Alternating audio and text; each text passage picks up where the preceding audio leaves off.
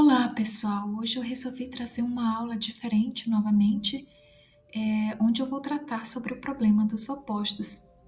É claro que existem inúmeros pares de opostos, mas o que eu vou tratar aqui, ou seja, esse problema dos opostos, é aquele conflito que surge na segunda metade da vida, onde uma parte do nosso ser, que até então fora deixado em um estado de indiferenciação, agora desperta para a vida, ou seja, desperta para atuar no palco da nossa vida.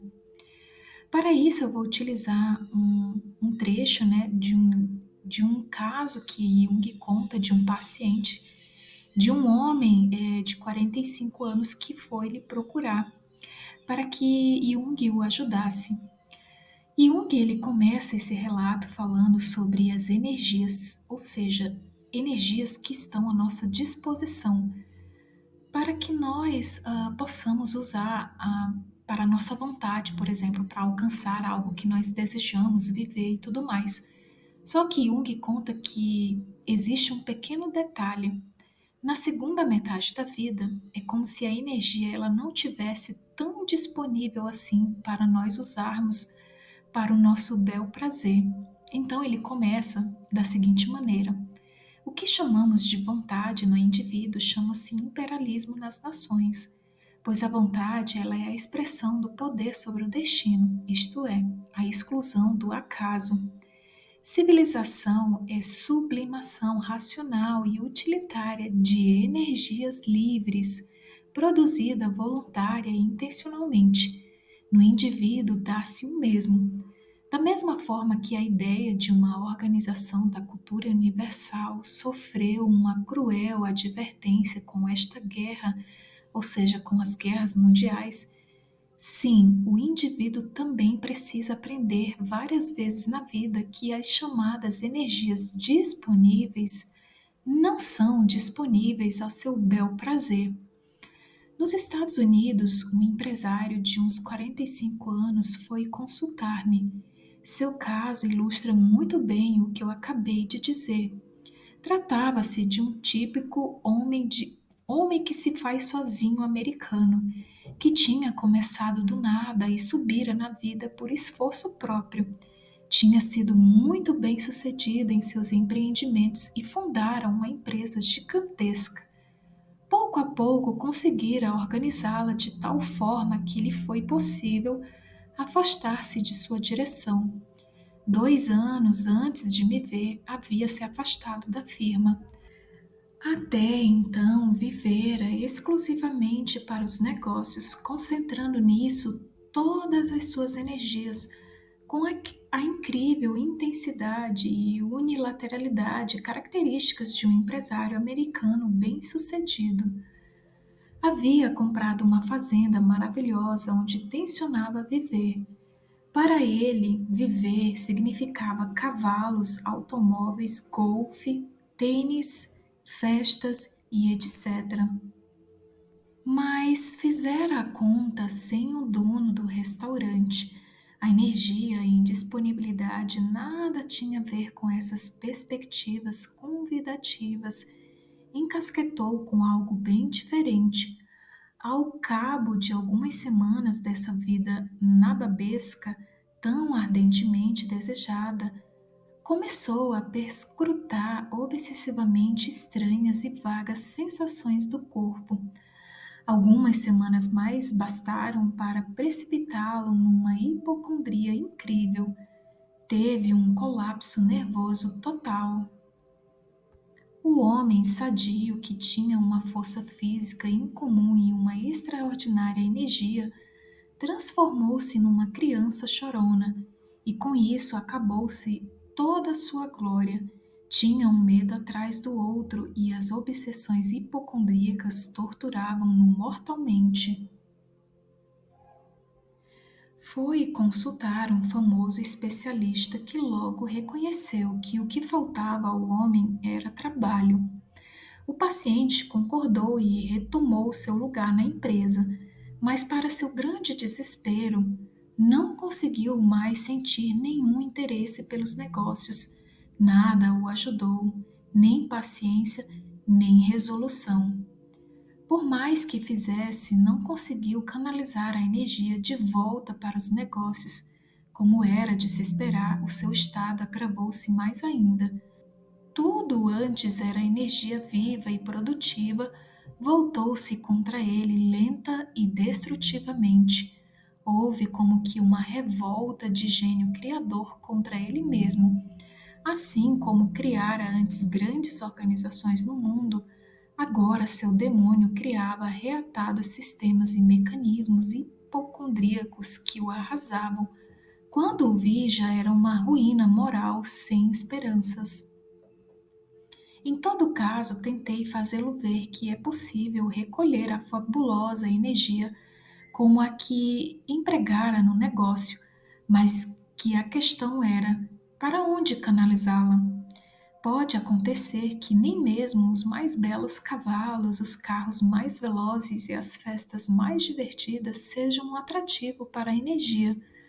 No entanto, era razoável pensar que uma pessoa que dedicara uma vida inteira a um trabalho sério tivesse um direito natural aos prazeres da vida. Sim, se o destino se comportasse de acordo com o bom senso humano. É assim que deveria ser. Primeiro o trabalho, depois o descanso bem merecido. Mas na realidade as coisas que acontecem são irracionais. A energia tem um inconveniente de exigir um fluxo adequado para se produzir. Caso contrário, fica represada e torna-se destrutiva, regride às situações anteriores. No presente caso, a lembrança de uma infecção sifilítica que contraíra 25 anos antes.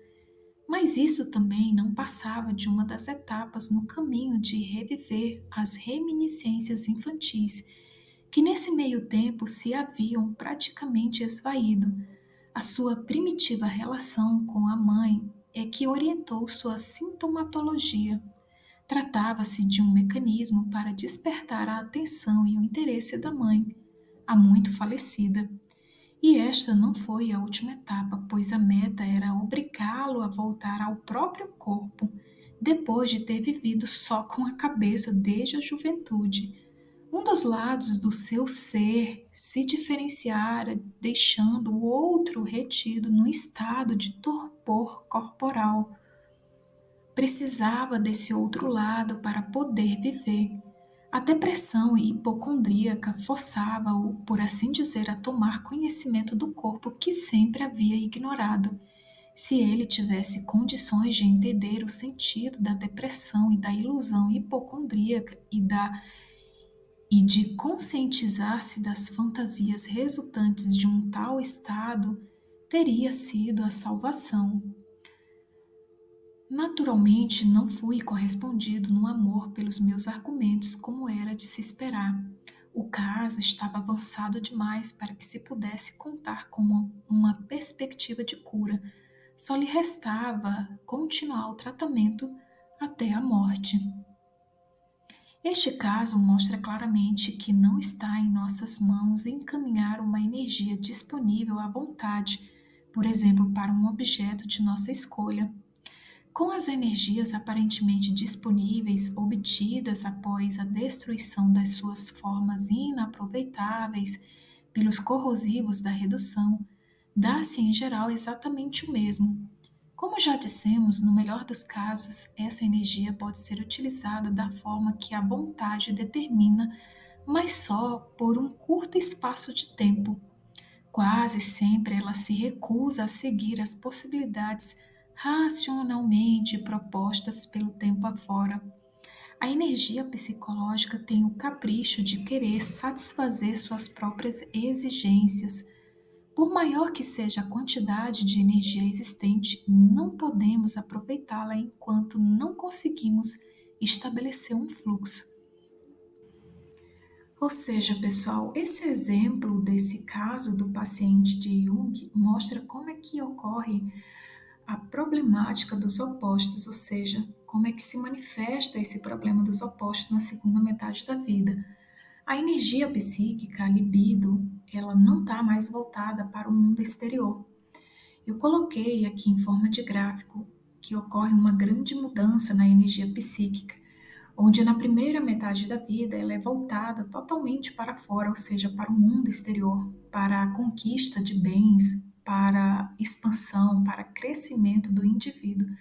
Porém, na segunda metade da vida, essa energia ela tende a voltar-se para si. Mas essa tendência da energia voltar-se para si é justamente para que o indivíduo ele faça a união com a parte que fora deixada até então para trás, ou seja, a parte da personalidade inconsciente. É como se fosse uma lei da natureza em que essa lei ela tende a acontecer independente do indivíduo, da escolha do indivíduo, como foi o caso desse homem. Ele já tinha escolhido o seu objeto, né, de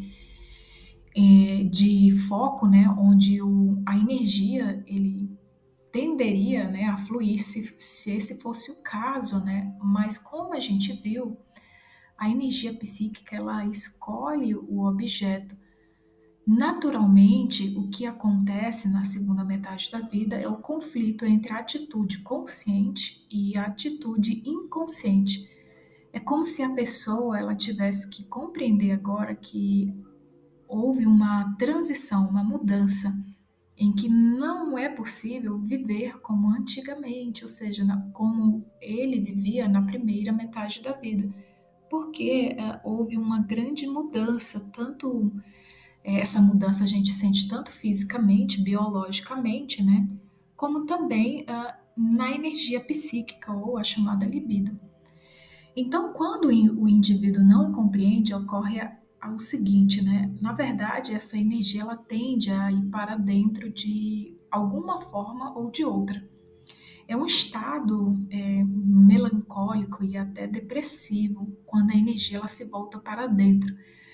Mas é justamente para que o indivíduo percorra agora esse processo de interiorização, para compreender o sentido da sua vida, né, individual. Esse estado de depressão melancólico, que na alquimia era chamado de nigredo, a nigredo é justamente quando a libido, a energia psíquica, ela entra num processo de regressão. Naturalmente, a primeira camada, esfera em que essa energia, quando ela desce, ela vai ativar inevitavelmente, são as reminiscências infantis, ou seja, o que o indivíduo viveu na parte da infância, adolescência, até chegar à fase adulta. É como se fosse uma retrospectiva que a energia ela vai ativar, mas é justamente para que o indivíduo ele compreenda o sentido dessas experiências, ou seja, na, na fase infantil, onde a nossa consciência ainda não tinha uma continuidade de consciência, mas a criança ela vivia praticamente no inconsciente coletivo, onde havia mais fantasias, ou seja, mais projeções de arquétipos do inconsciente coletivo na figura dos pais. Então é um processo, é como se fosse um processo de resgate, de entendimento, né, numa oitava maior do que aconteceu com esse indivíduo, tanto na fase de criança, adolescência, até chegar à fase adulta. É inevitável que a energia psíquica, quando ela regride, ela faça essa ativação desses acontecimentos, porque isso faz parte da alma desse indivíduo. Mas, como Jung falou, essa é apenas uma etapa do processo. A ideia, a finalidade da energia psíquica regredir é para que ela atinja ainda um ponto mais profundo da alma desse indivíduo, que no caso é representado pela camada mais profunda do inconsciente, né, da alma humana, que Jung denominou como inconsciente coletivo. É aí que surgem os símbolos que vão ajudar esse indivíduo a compreender a sua experiência humana aqui na Terra. Essa mudança psíquica, né, da energia psíquica em si, ela é sentida pelas pessoas inconscientemente de várias maneiras. Por isso que na segunda metade da vida a gente vê muita gente mudando o estilo de vida, mudando às vezes de cidade, né, saindo às vezes de uma capital agitada indo para o interior, ou às vezes acontece da pessoa se separar, às vezes sair do emprego que ela se identificava tanto até então, porque não se identifica mais agora, então procura uma vida mais simples, por assim dizer. Mas é justamente por causa dessa lei natural que tende a fazer com que a energia agora ela não procure mais expansão, ou seja, crescimento, mas sim que ela busque agora se autoconhecer, é a introversão, né? E a escolha do objeto para que essa energia ela continue a fluir e que pese ela não estar mais voltada exclusivamente para o mundo exterior, para a conquista de coisas, mas essa energia ela precisa continuar fluindo. E o objeto escolhido, que agora a gente sabe que não é pela vontade, mas ao que parece é o próprio inconsciente que escolhe esse objeto, ou seja, que desenrola ali um processo que Jung chamou de processo de individuação. O próprio inconsciente ele apresenta esse objeto. Então, sobre esse fluxo, esse continuar do fluxo da energia psíquica, Jung diz o seguinte: o problema do fluxo é uma questão eminentemente prática que se coloca na maioria das análises. Por exemplo, no caso propício de haver um encaminhamento da energia disponível, a chamada libido, para um objeto razoável, a nossa tendência é acreditar que a transformação foi operada por um esforço consciente da vontade. Mas nos enganamos redondamente. Nem com o maior esforço do mundo conseguiríamos isso, se já não houvesse simultaneamente um fluxo natural no mesmo sentido. Ou seja, se já não houvesse esse fluxo natural dentro do inconsciente se desenrolando ali sem que o indivíduo perceba. A importância do fluxo ela é constatada quando, apesar dos mais desesperados esforços e do objeto escolhido e a forma desejada serem os mais convincentes e sensatos possíveis, não se consegue operar a transformação produzindo apenas uma nova repressão. Foi o que aconteceu com esse homem, né, de 45 anos, em que ele fez um esforço, né, de achar que a energia dele, a libido, a energia psíquica, estaria ainda voltada para fora, ou seja, ainda que no caso dele ele quisesse desfrutar, né, daquilo que ele já tinha conquistado, mas parece que a energia psíquica ela segue uma lei natural, uma lei da natureza que ela tende a voltar para si, mas no sentido de se autocompreender, compreender o sentido da alma, né, da experiência que foi vivida até então. É como se fosse uma preparação para uma outra transição que irá ocorrer, que é a questão da morte. Então, ao que parece, a energia psíquica ela segue uma lei natural. Então, naturalmente, né, a primeira fase da vida, que é a fase da infância, a adolescência, a fase adulta, a energia psíquica ela é voltada totalmente para fora, para expansão, para crescimento. Inclusive, Jung fala que se o jovem ele tiver algum problema em relação a ir para fora, a expandir, a ir viver a vida, né? Viver a vida, é necessário tirar os empecilhos. E quando isso ocorre, tirando os empecilhos, a própria energia ela tende a se desenvolver fluidicamente, porque esse é o ritmo natural da energia.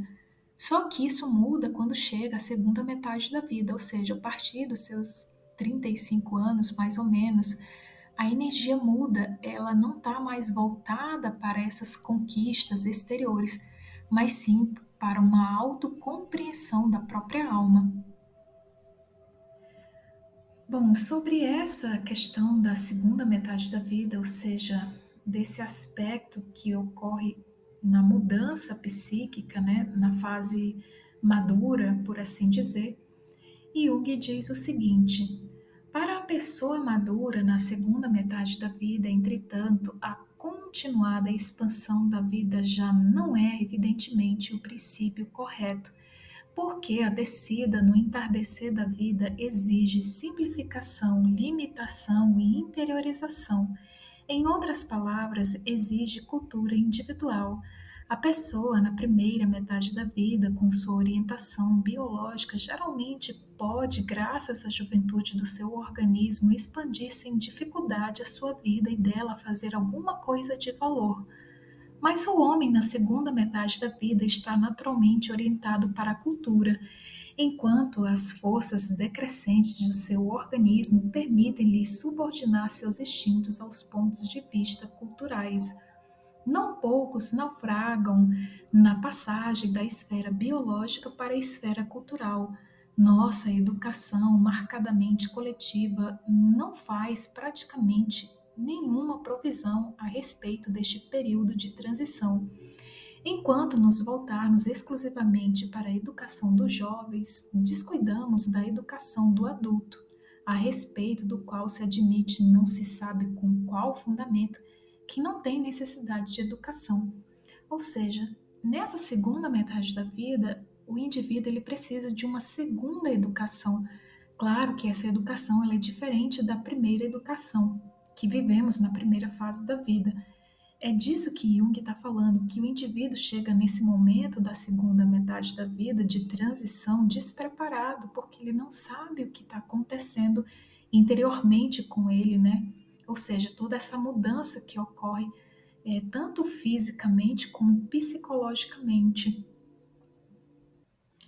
Falta-lhe, por assim dizer, toda e qualquer guia para esta passagem extraordinariamente importante da atitude biológica para a atitude cultural, para a transformação da energia da forma biológica na forma cultural.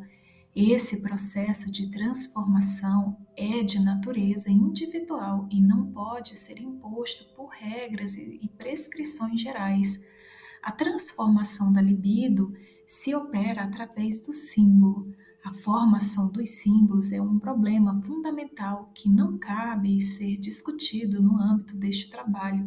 Devo remeter o leitor ao capítulo 5 do meu livro Tipos Psicológicos, onde tratei detalhadamente sobre essa questão. Ou seja, pessoal, a questão da formação dos símbolos, nós estamos tendo uma aula, né, do nosso curso A Jornada Interior, que eu falei justamente que cada indivíduo possui uma função, né, uma função dentro da psique, que é a formação de símbolo individual. Essa formação de símbolo, ela é a ponte que vai fazer a ligação com essa parte do inconsciente, né, com a parte da personalidade que é inconsciente. Ou seja, a formação do símbolo vai ajudar o indivíduo a passar por essa transição na segunda metade da vida. Estou mais do que convencido de que o caminho da vida só continua onde está o fluxo natural, ou seja, o fluxo da energia, né? Mas nenhuma energia é produzida onde não houver tensão entre os contrários. Por isso é preciso encontrar o oposto da atitude consciente. Necessariamente esse tentar encontrar o oposto da atitude consciente é que o indivíduo vai descobrir que ele tem uma sombra, que existe a questão da infância que precisa ser entendida numa oitava maior, e a questão da alma, do inconsciente coletivo, enfim, todo esse processo interno. Por isso ele diz, visto do ponto de vista unilateral da atitude consciente, a sombra é uma parte inferior da personalidade. Por isso é reprimida e devida a uma intensa resistência. Mas o que é reprimido tem que se tornar consciente para que se produza a tensão entre os contrários, sem o que a continuação do movimento é impossível. Ou seja, já que a energia psíquica ela não está mais voltada para fora e ela se volta para dentro, para esse eu interior, e aí se descobre que existe uma parte da personalidade que, inclusive, ela é vista como uma parte inferior da personalidade do ponto de vista do consciente, né, da atitude consciente unilateral. Essa parte ela é vista como uma parte inferior da personalidade, a sombra. é preciso compreender ela, porque ela vai ajudar na tensão dos opostos, vai gerar energia para que o indivíduo ele continue, digamos assim, com o fluxo natural, né, da energia psíquica, ou seja, continue o seu processo de desenvolvimento, que agora não é mais voltado somente para fora, mas sim voltado para dentro.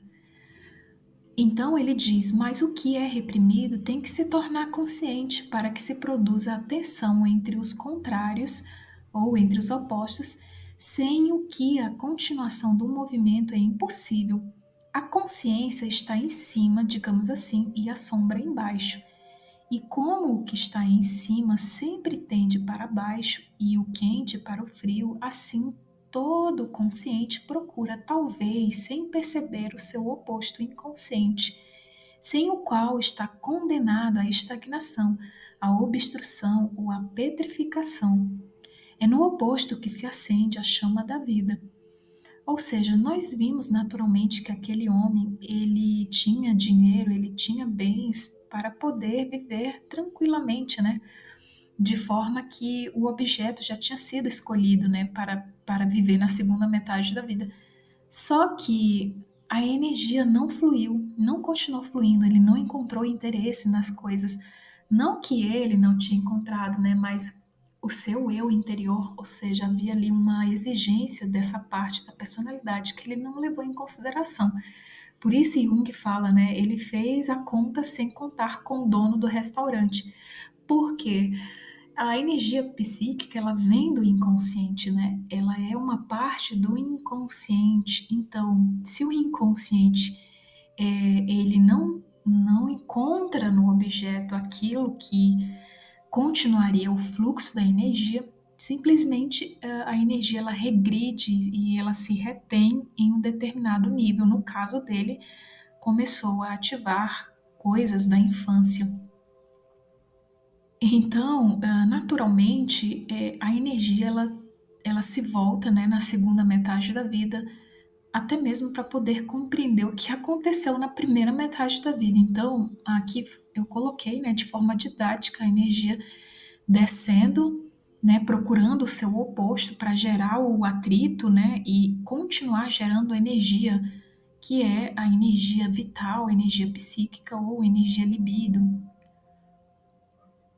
E aqui, novamente, né, eu fiz aqui onde o que ocorre também, né, nesse processo é que a energia que desce, ela encontra como que um manancial, por assim dizer, uma gruta, uma fonte, que é a energia que está no inconsciente, né, na parte inconsciente, principalmente no inconsciente coletivo, que é a parte mais profunda da alma, que é representado pelo inconsciente coletivo. Então eu coloquei aqui como se houvesse um encontro de duas energias, né? Ou seja, os dois opostos se encontrando. E esses dois opostos ou contrários é que vão gerar a faísca, né? A energia. Ou seja, o encontro desses opostos gera consciência e gera vitalidade, ânimo, energia para continuar vivendo a vida. E aí essa energia, quando ela é gerada, ela sobe, né? Ela sai desse processo de regressão e volta para um processo de progressão da libido, onde a libido pode subir e voltar para ser aplicada em alguma coisa externa, em algum objeto, desde que esse objeto ele corresponda a algo que tem a ver, né, com esse interior, né, com essa nova vida, essa nova adaptação interior da personalidade.